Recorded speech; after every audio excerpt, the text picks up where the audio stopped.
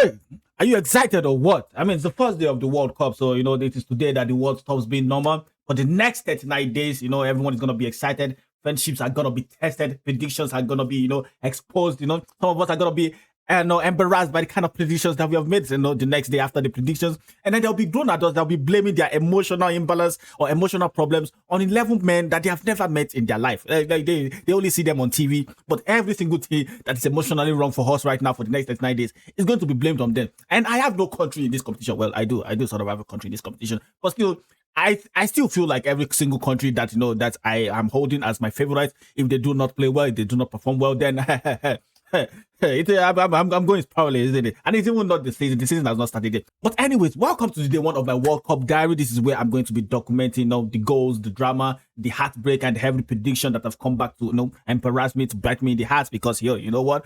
I might sound confident when I'm predicting the matches, but then at the end of the day, I might just realize that your confidence was misplaced. But yeah, I will still try my best to be as accurate as possible, because I'm a footballing genius. I'm a footballing god, or however you would like to say it. See, the World Cup is going to be played in North America, which means that some matches are going to be starting and finishing in some times that are unreasonable for European hours, like myself, because you know what, I live in Europe, and that means I have to be up watching matches at 3 a.m., watching matches at 4 a.m., watching matches at 6 a.m., watching matches at on unreasonable hours. So it basically means from today, sleep is no longer human right; it's a luxury. Sleep is that thing you hear about, and then you discover you have sleep. Can I get a bit of that? Can you give me some of that sleep? Can you give me a little bit, just the taste of sleep? And that is how it is now with sleep. But hey, we are going to be here for the competition throughout and see, and just see how it goes, because it's the World Cup. It doesn't happen once in 4 years, so we might as well enjoy it while we can, even though it's going to be unreasonable for the next month plus. But hey, 48 teams this time is going to be exciting, and the tournament is opening with Mexico versus South Africa. So Mexico are going to play in at home stadium. The stadium is going to be shaking. It's going to be buzzing. There's going to be a lot of pressure for them to perform. There's not a lot of pressure for them to start the game right, because they're also going to be the first match in the competition. So everyone is going to be watching. The high of the crowd, so it's going to be, on them. It's always beautiful to be the one hosting the competition and be playing the first match, until you realize that the home crowds are also going to be on your case.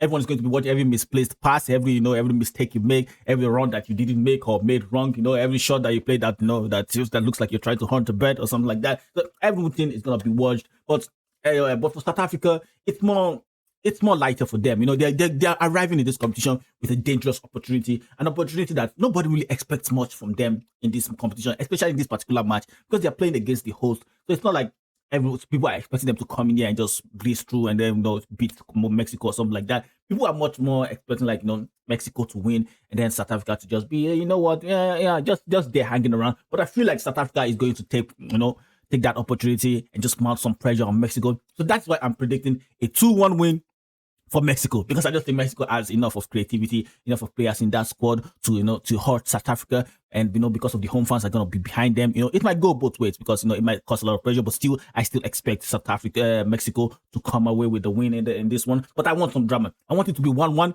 and then for the 91st minute, 92nd minute, and Jimenez just one into the net and then make it 2-1, and then the crowd goes ballistic, and then I will not be able to sleep on the next match, because you know why? Because I have too much adrenaline for that last minute goal, so I can't sleep. But hey, that's going to be fun to watch. But I just think Mexico will come through with the win, but I think South Africa will make them suffer for it. South Africa will make their life difficult before they can get with for the win. And then tomorrow, which is later on during the day for my American counterparts, there's going to be Korea versus Czechia. Now for this game, I don't know how it's gonna go. I just feel like there's not much that can be done about it. It's gonna be 4 a.m. in the morning for me, and at 4 I'm either watching football or I'm starting the television while my soul is still asleep. I'll probably be watching this match half asleep, but I'm thinking I'm probably gonna do like a watch along or stream or something like that, just to keep myself engaged in the match. But see, Korea they have speed, they are in the individual quality in the team. They have the likes of Kim Min-jae, they have the likes of Son, but Chechnya also have some young talents in that squad, and they have Sochek also, so you shouldn't forget this. You shouldn't sleep on that squad.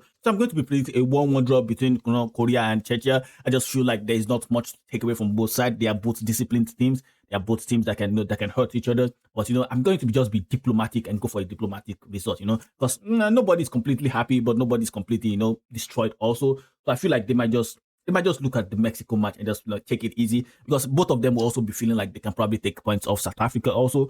So yeah, they might feel like they have an opportunity there. And if you can if you can get a draw, 1 point, and then you take points off to South Africa, then even if you finish third, you go through, right?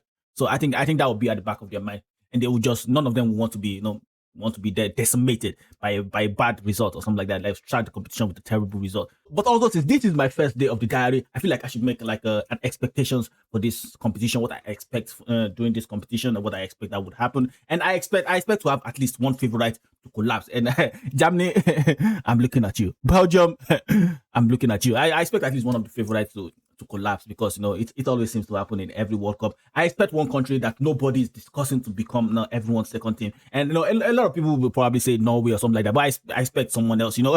Croatia, I'm looking at you. They always people's second team in this competition, because they always seem to outperform themselves. I feel like Norway could be that team in this competition, but also I feel like there are other teams that could bring something like that to the table. I also expect VAR to take 5 minutes to answer a question that everybody has answered like 5 seconds ago. Yeah, that's bound to happen, isn't it? If it doesn't happen, then there's no VAR involved. Then if it doesn't happen also, then I'll be glad, because then that means VAR is probably moving in the right direction. I also expect at least one goalkeeper to make a decision that requires the official government investigation. Like, check that man's Bitcoin wallet. Yeah, check his pocket. Check his pocket. Check his wallet. Check his fanny pack if he has a fanny pack. Somebody has sent money into his account. He has got it direct debit. And he do an investigation. Proper investigation. But more than anything, I want drama. I want excitement. I want last minute goals. I want unexpected heroes. I want players that you would never heard of that will just come out and show up for their country and give anything. I want commentators temporarily, forgetting how to speak simply because somebody scored a magical goal and they just go, wow, and they have their mind blown on. And I want moments that reminds us why every 4 years football convinces the entire planet to lose their minds together. I want to be remembered. I want to be remembered that every 4 years, this is why we watch this game. That's what I want. So as it stands, I'm going to make a prediction scoreboard so we can keep track of how it was. As it stands, first match 2-1 Mexico, second match 1-1, diplomatic, prediction. And my confidence is very high. Tomorrow we'll check if it remains high, with the receipt, Also, hi, day one of the FIFA World Cup diary. Catch you again tomorrow.